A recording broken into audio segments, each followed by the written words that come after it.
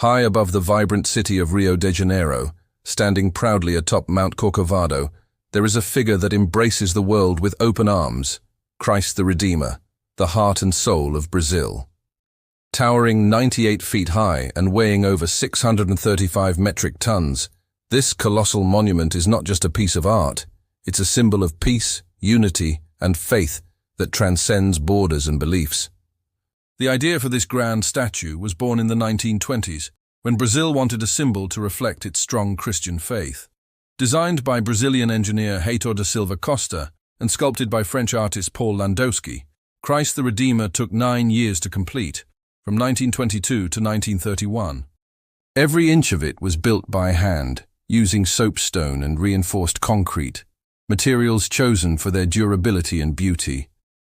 But this was more than engineering. It was a masterpiece of devotion.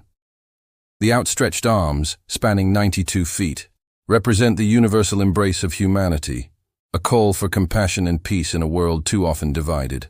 From the top of Mount Corcovado, 2,300 feet above sea level, Christ watches over Rio, a city known for rhythm, color, and celebration. It's a view that captures not only Brazil's beauty, but its spirit, hope, joy, and resilience. In 2007, Christ the Redeemer was named one of the new 7 wonders of the world, standing alongside icons like the Great Wall of China and the Taj Mahal, a true testament to its global significance. As the sun sets over Rio, Christ's figure glows in golden light, a symbol that no matter how dark the night, faith, unity, and love always shine through.